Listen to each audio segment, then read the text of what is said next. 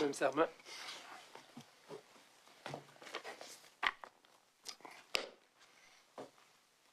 Donc, Madame Giguère, on était rendu à la portion des guides des bonnes pratiques qui ont été émis par le gouvernement là, pour aider les entités gouvernementales dans le processus de gestion contractuelle. Alors, on va revoir ces guides. Alors, le scindé, monsieur le commissaire, en deux sections, en fait. Les guides des bonnes pratiques de gestion contractuelle, je dirais générale, et les guides qui ont été émis pour la gestion contractuelle en ressources informationnelles. Alors, on peut peut-être débuter justement là, avec la typologie des documents qu'on pourra voir. Là. Alors, je vous laisse aller, Mme Giguère, là, avec les explications. Merci. Donc, les guides ont effectivement été publiés et mis à la disposition des ministères et organismes entre 2013 et récemment, là, en 2025. On en a quelques moutures mises à jour. Donc, le but, c'est d'améliorer nos pratiques et de bien comprendre. Moi, mon objectif, c'est de nous aider à comprendre qu'est-ce qui a été mis à la disponibilité. Naturellement, on ne sait pas comment ils ont été utilisés, mais au moins, qu'est-ce qu'on a comme outil de référence. On va regarder la typologie. Donc, quel type de document on discute, la diffusion, à qui il s'adresse, puis après, on va regarder, comme vous l'avez mentionné, là, des documents de portée générale, bon, pour toutes sortes de contrats, et des documents de portée plus spécifique là, à la TI. Le type de contenu, la plupart de ces documents-là ne sont pas obligatoires. C'est vraiment des outils de référence, donc des guides généraux, des guides qui sont un petit peu plus ciblés pour certains rôles ou étapes à l'intérieur de notre processus de gestion contractuelle.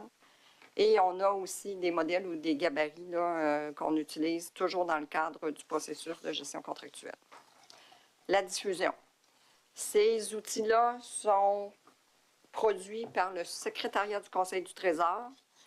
Ils sont destinés davantage là, pour les ministères et organismes, donc les gens qui travaillent dans le cadre de ressources informationnelles, publiés via l'extranet des marchés publics, qui est la plateforme là, réservée aux organismes.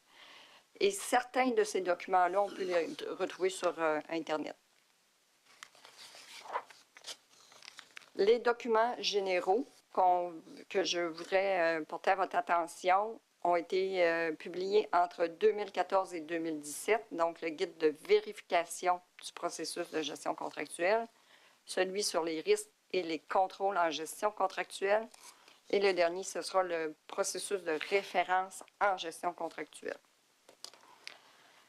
Le contexte dans lequel on a écrit le premier guide, qui est celui de... J'aurais peut-être juste un petit moment, on va le déposer. Oui. Alors, le guide de vérification du processus de gestion contractuelle, un guide de 2014. On est rendu à 15 P20, Madame la greffière? Oui. Alors voilà, je m'excuse de vous avoir interrompu. Ah, c'est bon.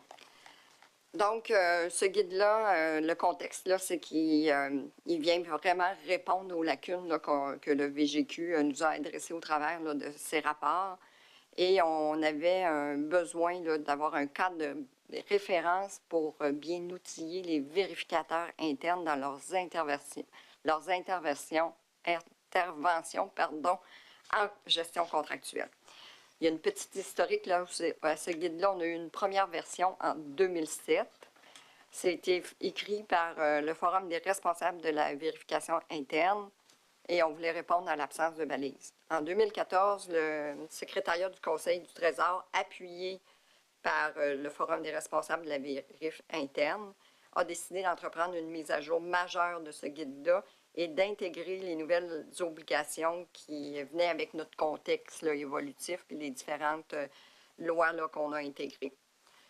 Donc, c'est un guide qui est non obligatoire, c'est un référentiel pour nos vérificateurs internes et naturellement, il fait partie d'une panoplie d'autres outils qui ont été mis en place par le secrétariat pour contribuer à renforcer notre culture de conformité, de rigueur et de transparence.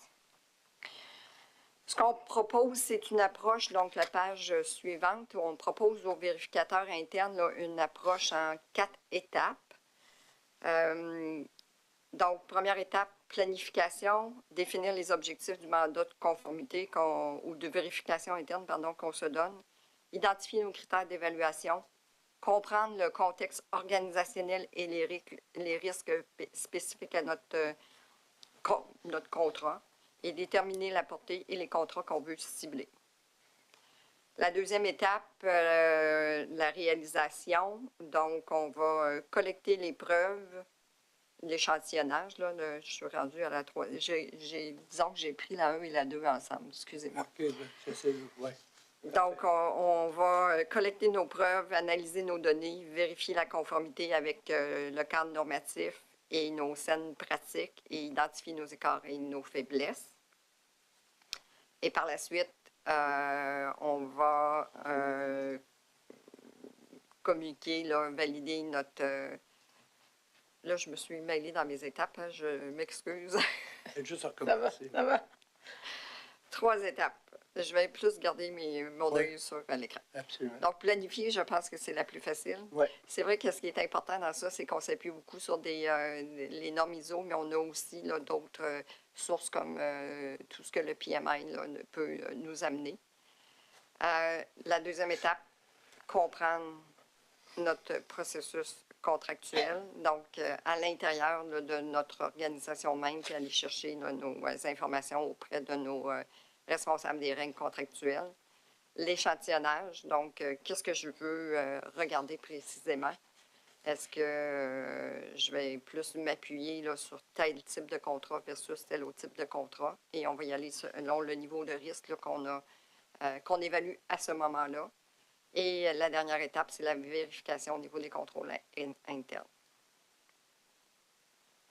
Donc, une fois que tout ça c'est fait, bien, on peut déposer notre rapport de vérification et dans le dépôt, on va présenter le cadre dans lequel on s'est appuyé, nos objectifs et la portée de notre mandat.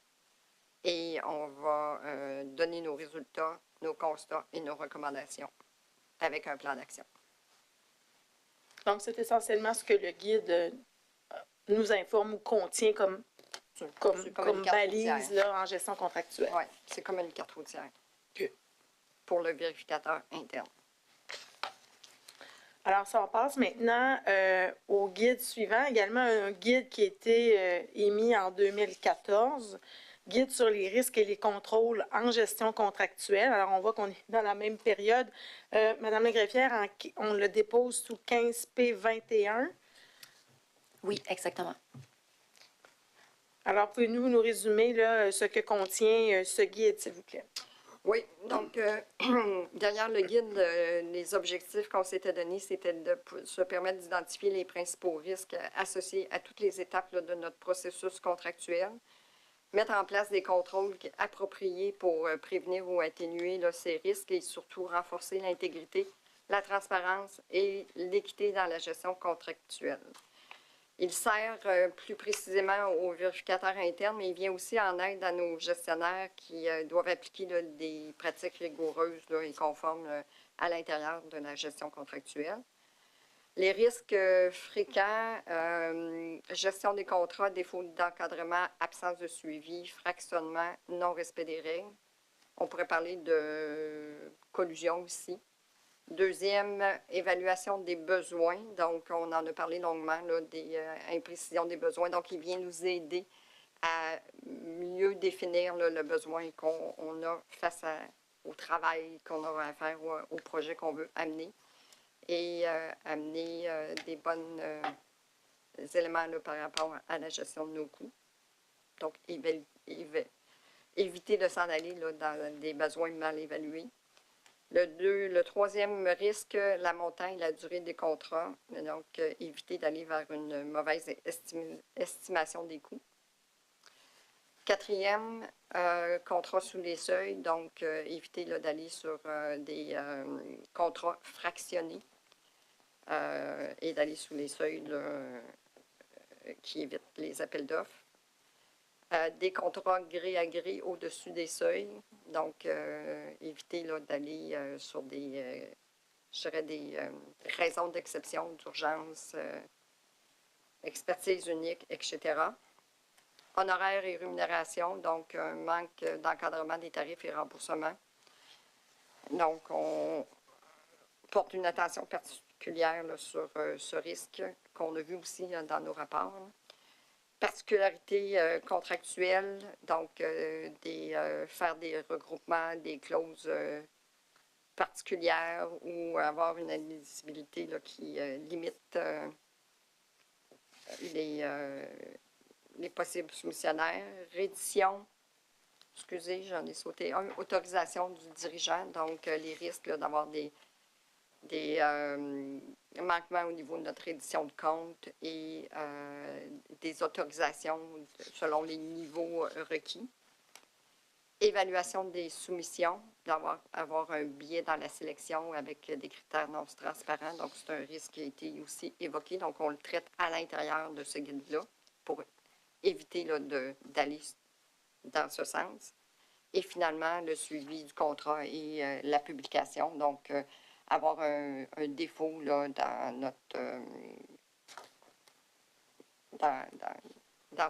dans la gestion même des modifications qu'on veut amener après à notre contrat. Et la publication qui doit se faire sur le SEAO, entre autres.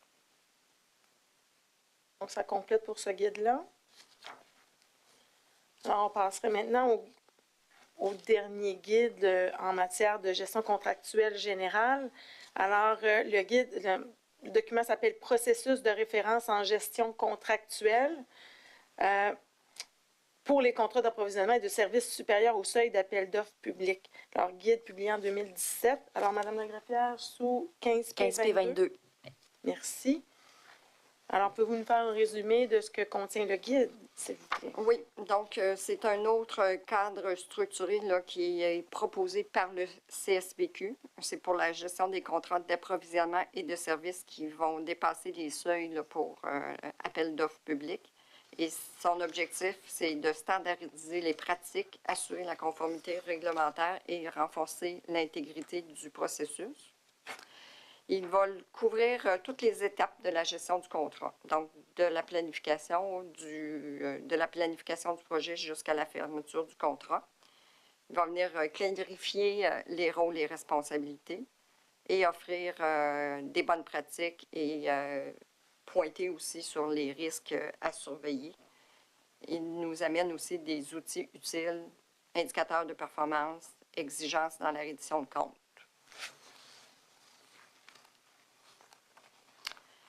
Il nous propose un modèle en 4 phases, donc la page suivante. C'est un peu petit, je vais me tourner ici. Donc, 4 phases, 10 étapes. À la phase 1, qui est la définition du besoin et la planification de l'acquisition. La phase 2, c'est le processus d'octroi du contrat. Donc, ça ressemble étrangement à nos étapes, là. La phase 3, acquisition des biens et services et exécution des travaux. Et la phase 4, c'est le bilan. Je n'avais pas l'intention d'aller à toutes les cases. Là. Je me dis qu'on est un peu répétitif. Toutefois, on voit des triangles noirs à l'étape 4, 5, 6, 8 et 9. Et pour moi, ça a attiré mon attention parce que ça montre l'importance de la reddition de compte. Donc, on voit que dans ce processus-là, on met en lumière là, à quel endroit on devrait s'assurer d'avoir une reddition de compte conforme là, aux attentes. Donc, principalement phase 2, 3 et 4. Merci. On passerait maintenant aux principaux documents qui sont des guides en matière de contrat, de gestion contractuelle, mais en matière de TI. Alors, je pense qu'on est encore là au plein cœur de la pertinence. Donc, on aura 5 documents à déposer, à vous faire connaître. On pourrait, je vais demander peut-être des énumérés là, avant qu'on arrive à les déposer. Oui, donc on va regarder 5 documents. Le guide de bonnes pratiques concernant les contrats en matière de TI. Les balises... C'est émis par qui, ça, ce guide-là? C'est tout le... SCT? Oui. Les balises à l'égard des exigences et des critères contractuels en TI, publiées autour de 2016. Cahier des clauses administratives générales, publié une première fois en 2017 et mise à jour en 2025. Le cahier de consultation des entreprises en TI en 2025 et le guide d'aide à la rédaction du cahier de consultation des entreprises. Donc, a été publié, lui, en 2018.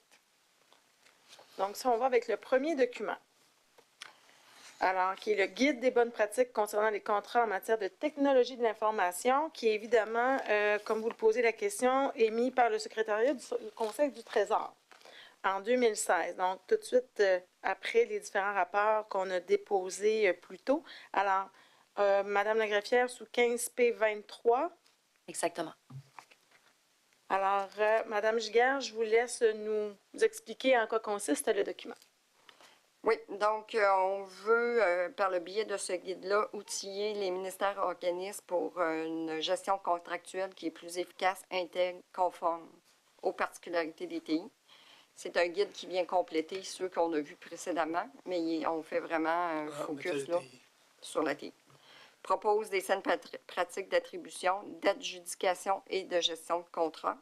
Donc, on est dans notre étape 2 qu'on voyait, nous, dans notre processus, bien, dans notre dit processus. Il nous donne aussi des conseils et des mises en garde et des exemples qui sont adaptés à notre secteur d'activité. Naturellement, on comprend qu'à l'intérieur de ce guide-là, on a vraiment pris en compte les recommandations du VGQ et du commissaire de la lutte contre la corruption en 2015. Ce qui va nous apporter, ou ce qu'il apporte à l'utilisateur, c'est une vision concrète et préventive des risques liés au contrat de TI, collusion, mauvaise planification, dépenses excessives aux consultants externes.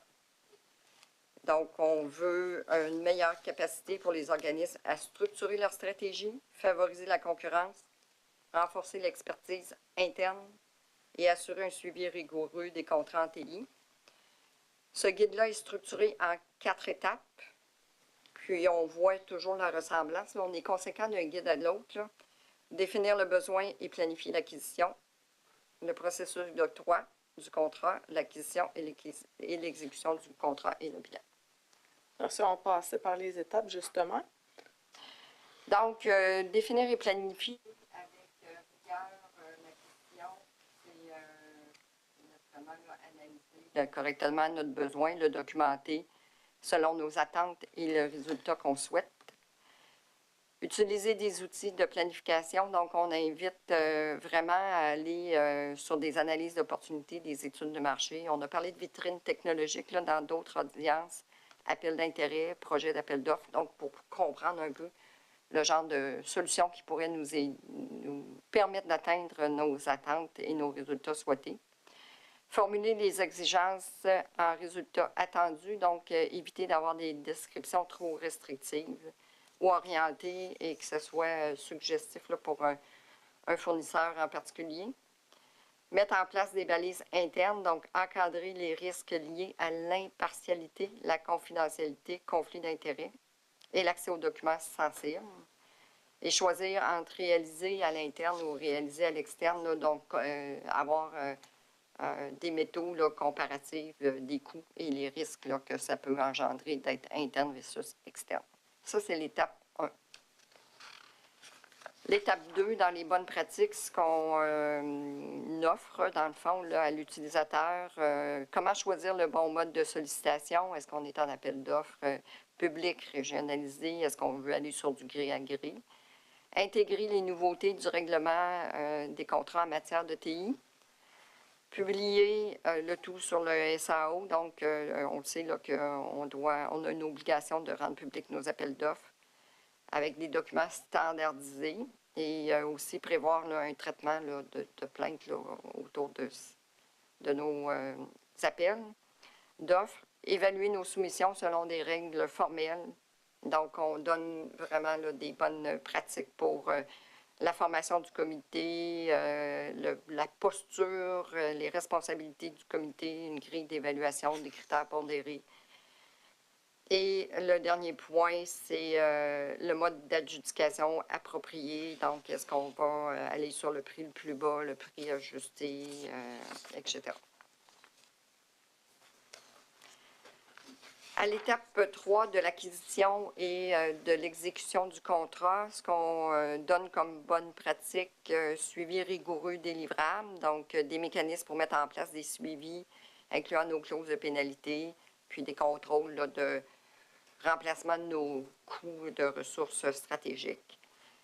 Des contrôles des coûts et des avenants, donc avoir un suivi serré des dépenses, valider les écarts, gérer notre documentation pour tous les avenants qu'on peut amener à l'intérieur d'un projet. Faire un transfert de connaissances et une documentation adéquate. Formaliser surtout le transfert entre notre prestataire de service puis nos ressources internes, parce qu'on sait que le prestataire de service a une durée de vie limitée chez nous, donc on veut s'assurer de récupérer les livrables, récupérer aussi de l'expertise, toutes les décisions qui ont été prises lors du projet. Et aussi un paiement conditionnel là, à la conformité, là, donc versé à l'atteinte des résultats. La quatrième étape, toujours dans notre guide de bonne pratique dans les contrats en matière de TI, c'est le bilan. Donc, une évaluation obligatoire du rendement pour nos contrats de 100 000 $ et plus, ce qui était la nouveauté de notre règlement qu'on a vu un peu plus tôt, et une reddition de compte et une publication là, obligatoire aussi sur le SEAO. SEAO, excusez. Pardon, quant à nos résultats finaux, là, une fois qu'on a terminé. Le guide suivant. Oui, le guide suivant. On fait qui est également en matière de TI. Balises, ce sont un guide, en fait, ce sont des balises à l'égard des exigences et des critères contractuels, bonnes pratiques concernant les contrats en matière de technologie de l'information. Alors, on est toujours dans la même lignée. Alors, je le déposerai sous 15P24. Merci. Alors, je vous laisse nous résumer son contenu. Oui, donc, il a été publié là, quelque part en 2016. Le contexte, c'est qu'en 2015, le gouvernement du Québec a lancé le plan d'action passeport entreprise. Cette initiative-là voulait faciliter l'accès des entreprises, notamment les PME, aux contrats publics. Et ça s'inscrivait là, dans notre mouvement là, pour moderniser, là, je ne sais pas si c'est bon le titre, le titre est bon, mais pour moderniser là, notre gestion contractuelle, puis rendre nos marchés publics là, plus transparents. Donc, on propose des pratiques concrètes et des exemples d'exigences ou des balises là, qu'on devrait adapter là, selon notre contexte. Exemple, avoir la démonstration de réalisation correspondant. Avoir des infos sur la relève des ressources proposées là, par nos fournisseurs. Exclure dans les balises, là, je dirais, des références à des exigences là, spécifiques sur des qualifications. Donc, c'est vraiment pratico-pratique là, pour venir soutenir encore là, le travail là, que nos personnes qui travaillent au niveau des appels d'offres puissent aller sortir là, un appel d'offres qui est le plus, je dirais, efficace, mais la plus intègre aussi pour notre projet.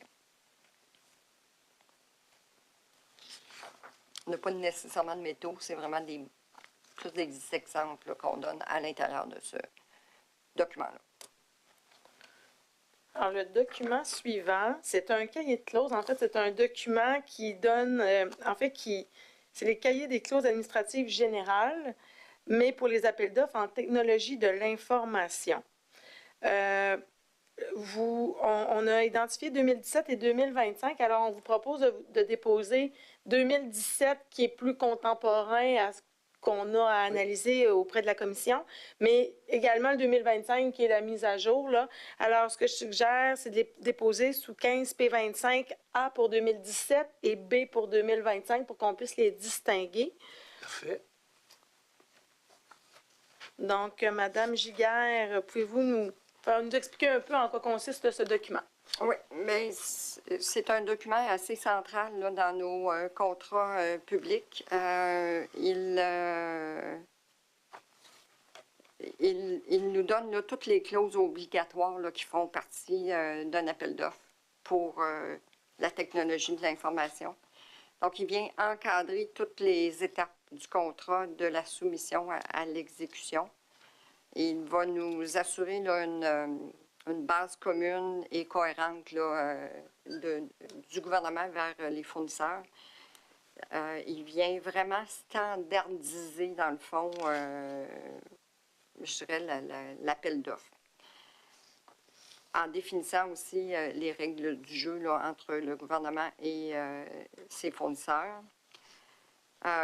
L'avantage d'un document comme ça, c'est que ça nous évite de réécrire les mêmes règles à chaque fois qu'on reprend un appel d'offres. Donc, c'est vraiment un document qui est standardisé et qu'on réutilise là, à chaque fois.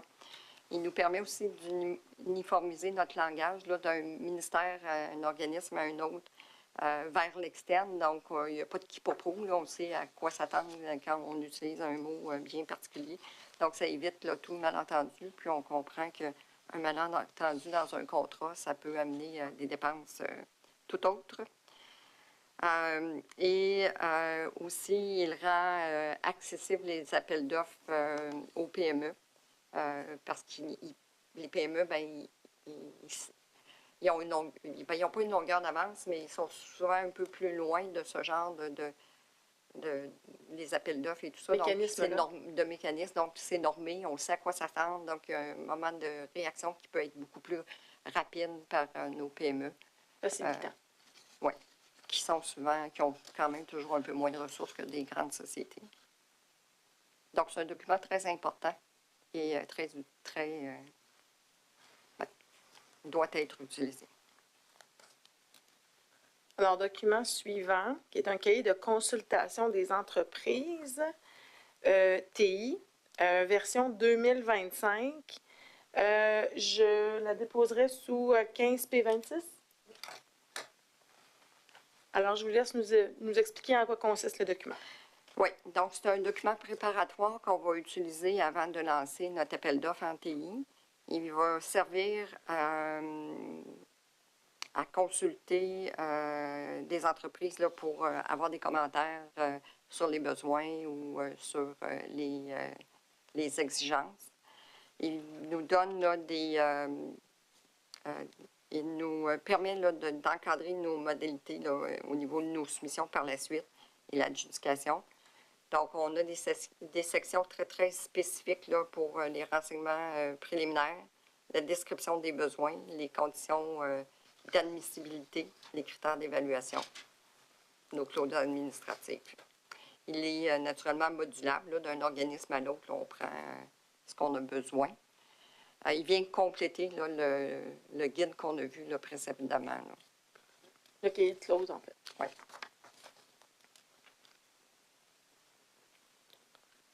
Alors, ça va pour ce document? Oui. Alors, le prochain document, guide d'aide à la rédaction, construit en TI, qui a été rédigé en juillet 2018. Donc, Madame la greffière, sous 15 P27. Alors, Madame Giguère, faites-nous-en l'élaboration. Oui. Donc, c'est un guide qui est, je dirais, plus pratique un peu là, que peut-être tous les autres guides qu'on a vus. Il est là pour venir accompagner les rédacteurs là, qui travaillent dans la préparation du cahier de consultation des entreprises en vue de l'appel d'offres. Il veut uniformiser la structure et le contenu des documents d'appel d'offres pour s'assurer que c'est clair et que c'est surtout conforme au cadre réglementaire.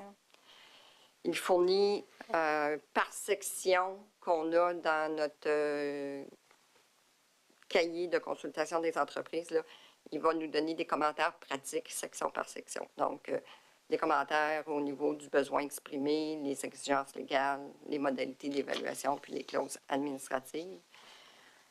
On l'a émis dans une optique où on voulait favoriser la transparence, l'équité et l'efficacité du processus d'octroi des contrats dans la TI, là, plus précisément au gouvernement. Il est aussi aligné là, sur les guides de référence là, existants, dont celui qu'on a vu balise à l'égard des exigences et des critères contractuels. Et le guide des bonnes pratiques aussi. Alors, on serait prêt maintenant à passer à notre dernier document, parce qu'on en a quand même déposé Oui, plusieurs quand même. ce matin. Hein? Je pense qu'on a le record jusqu'à présent.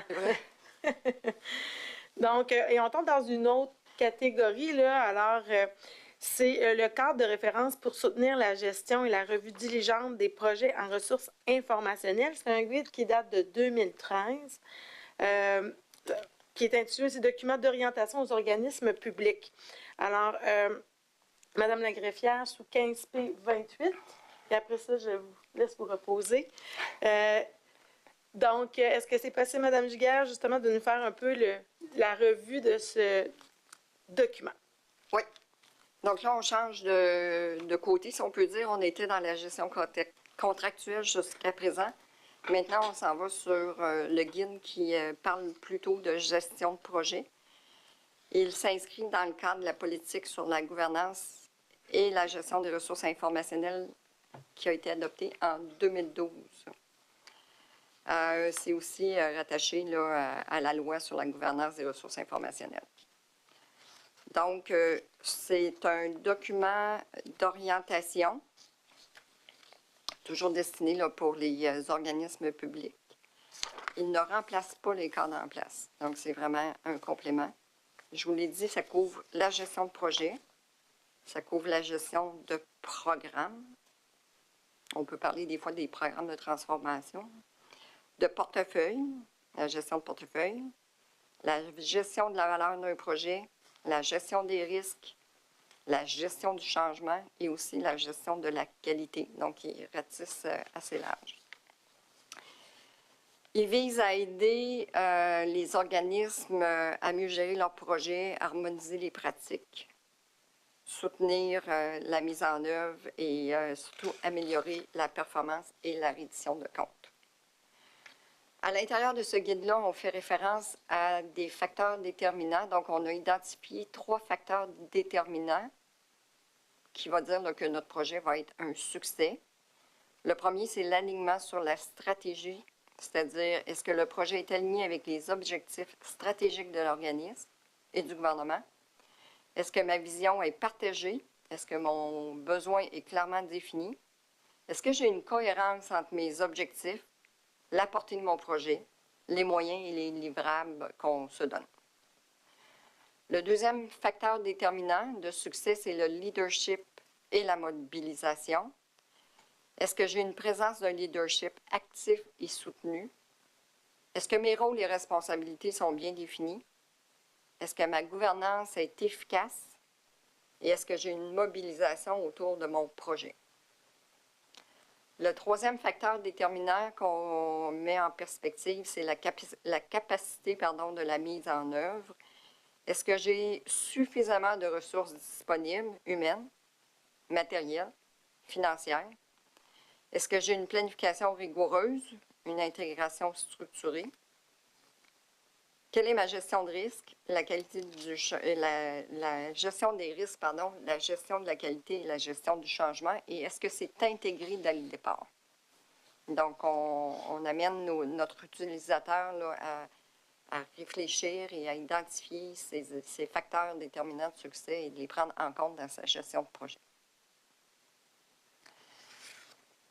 La page suivante, on note à l'intérieur de ce guide-là plusieurs facettes de la gestion de projet. Là, je vais en énumérer quelques-uns parce qu'il y a une liste quand même assez exhaustive. Là. J'ai choisi la portée du projet, donc définir précisément ce que le projet doit livrer, les résultats attendus, les limites et les objectifs.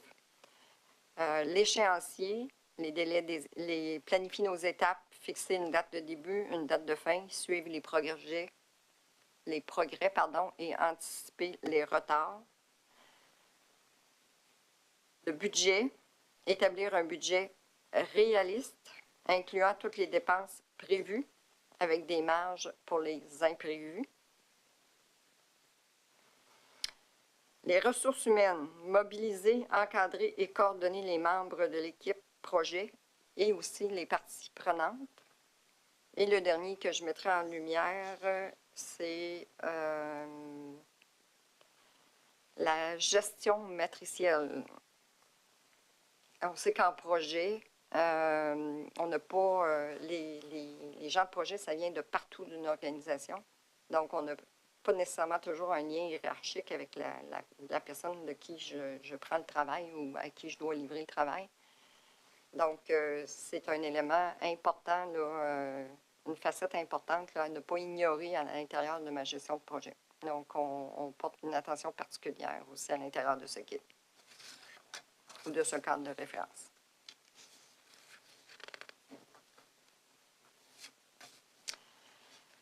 L'autre page, c'est les rôles, on est dessus. Donc, on met aussi en lumière là, le rôle de différentes parties prenantes. Moi, je les ai regroupés. On va rejoindre là, la terminologie qu'on a, mais je me suis permis de les regrouper en 3 catégories. J'ai mis des parties prenantes stratégiques. Donc, on fait référence à notre propriétaire de projet puis notre porteur d'affaires, entre autres, là, parce qu'il y en a d'autres. Ces rôles-là sont très importants parce qu'ils vont définir les objectifs stratégiques du projet. Ils vont s'assurer que l'alignement avec la vision, avec le projet, puis la vision de l'organisme est présent. Ce sont nos rôles où on va approuver les budgets, les priorités et les changements majeurs. Donc, des demandes de changement qui peuvent arriver par la suite. Et c'est à ce niveau-là qu'on gère les risques d'affaires, les enjeux politiques ou organisationnels. La deuxième catégorie que je vous propose là, de parties prenantes, je les appelle tactiques. Donc là, on est plus au niveau directeur et chargé de projet. Planifie et organise le projet, coordonne les équipes et assure une gestion opérationnelle, surveille l'avancement et les indicateurs de performance, gère les risques du projet et la qualité délivrable. Et la dernière catégorie que je vous propose, c'est les parties prenantes que je qualifie opérationnelles, donc nos comités de direction suivi, les équipes aussi opérationnelles qui vont recevoir le projet dans leurs opérations. Donc, ces parties prenantes réalisent les activités concrètes du projet, développement, configuration, formation, etc., produisent les livrables attendus selon les critères de qualité, le délai, font état de l'avancement et signalent les risques ou écarts aux instances au-dessus, parce qu'on comprend que c'est souvent par en bas qu'on peut dire, qu'on peut sentir si ça marche ou pas. Donc, en principe, je remonte, puis ça devrait être écouté. Et participe activement à la mise en œuvre et à l'intégration des solutions. Donc, la mise en œuvre, c'est l'atterrissage dans les équipes opérationnelles.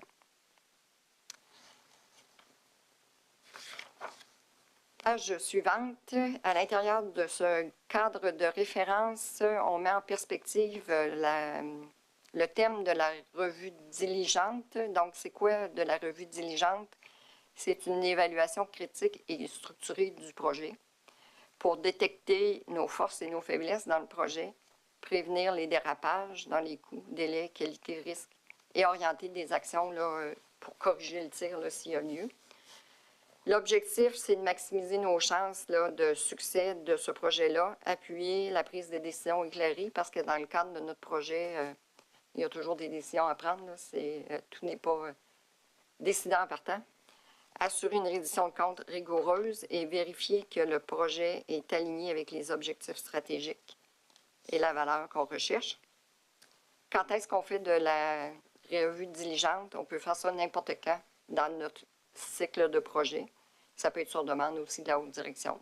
Ça peut être des vérificateurs internes qui nous rendent visite, là, parce que ça fait partie de leur cursus aussi. Donc, en résumé, là, on évalue notre stratégie de projet, l'organisation de notre leadership, notre capacité et notre capacité de gestion et notre capacité de mise en œuvre, puis nos risques. On serait rendu à la conclusion de notre... En ce qui concerne le guide et notre conclusion notre conclusion de la présentation des guides que nous avons présentés, que vous nous avez présentés aujourd'hui. Donc, plus précisément, le dernier guide qu'on vient de voir, là, puis je le redis, c'est le seul guide qui porte sur la gestion du projet. Tous les autres cadres et guides qu'on a vus étaient vraiment sur le processus de gestion contractuelle. Donc, ce guide-là sert vraiment de levier d'évolution vers une gestion du projet qui est plus mature à l'intérieur du gouvernement. C'était quelque chose de noté aussi par le VGQ dans ses rapports et recommandé. Il contribue à un meilleur alignement stratégique entre les projets de TI et les orientations gouvernementales. Il favorise l'efficience organisationnelle et la valeur générée par les investissements qu'on fait en technologie. Il appuie la transition vers une gestion intégrée en mode multi-projet et non en silo.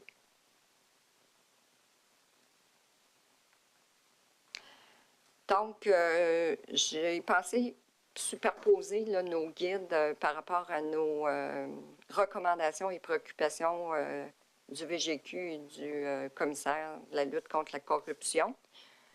On voit là, que les outils qu'on a regardés ensemble viennent appuyer les recommandations qui ont été faites. Donc, on a au moins un outil là, qui vient travailler à développer là, des bonnes pratiques pour chacune des étapes de notre contrat, de notre gestion contractuelle.